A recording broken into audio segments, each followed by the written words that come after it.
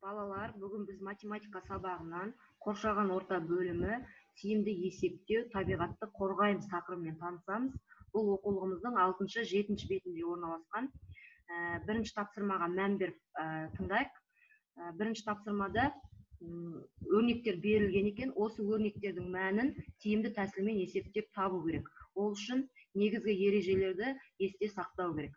Енді бірінші өрнекке мән беріп қарайтын болсақ, бірінші өрнекте қосылғыштар, бірдей қосылғыштар берілген екен. Бұл қосылғыштардың мәнін табу үшін қосылғыштарды көбейткіштермен алмастыруға болады.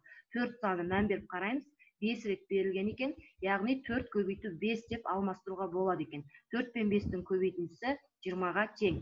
Енді келесі өрнекте осы берілген сандарды ретімен тапқаннан гөрі бізге толық ондыққа толтырып алып барып тапқан тиімді. Ол үшін 11-ге 9-ды қосам, 11 мен 9-дың қосындысы 20-ға тең, 7-ге 3-ті қосам, 7 мен 3-тің қосындысы 10-ға тең, 20 мен 10-ның қосындысы 30-ға тең. Келесі өрнекте 31-ге 19-ды қосып алам, толық ондық 50-ге мәні тең болады. Келесі 14-ге 36-ны қосам, 14 пен 36-ның қосындысы 50-ге тең, 50 мен 50-дің қосындысы 100-ге тең. Келесі өрнекте 25-ке 20-ны қосқаннан гөрі бізге 25-ке 20-ны қосып алған тиімді. 25-ке 25-ке 5-ті қоссам, толық ондық 30 шығады, 30-ға 20-ны қоссам, қосындының мәні 50-ге тең болады. Келесі өрнекте 20-ға 20-ны қосам, 20 мен 20-ның қосындысы 40-ға тең, 15 пен 5-тің қосындысы 20-ға тең, 40 пен 20-ның қосындысы 60-ға тең. Келесі өрнекте 21 мен 9-дың қосындысы 30-ға тең, 24 пен 16-ның қосындысы 40-ға тең, 30 пен 40-тың қосындысы 70-ге тең.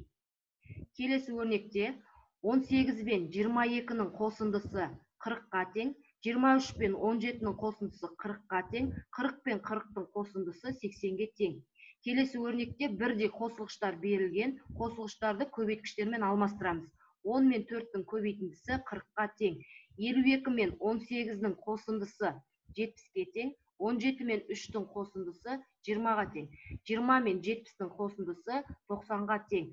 Яғни бұл тақырыпта негізгі біздің есте сақтайтынымыз, бірдей қосылғыштар болса, оларды көбейткіштерге алмастыруға болады. Әртүрлі 2 таңбалы, 1 таңбалы сандарды қосқан кезде, ол сандарды толық ондыққа толтырып алып, мәнін тапқан тиімді болады екен. Енді осы өткен тақырып бойынша тиімді тәсілмен есептеу тақырыбы бойынша үйге тапсырма. Бірінші тапсырмамызда тиімді тәсілмен есептеу жолын еске түсіре отырып, өрнектердің мәнін табамыз. Және екінші тапсырмамыз дәл солай тиімді тәсілді қолдана отырып, осы өрнектердің мәнін табамыз. Яғни көбейту мен қосу азайту амалына байланысты тиімді тәсілмен есептеуді бұл тапсырмаларды орындаған кезде қолданамыз.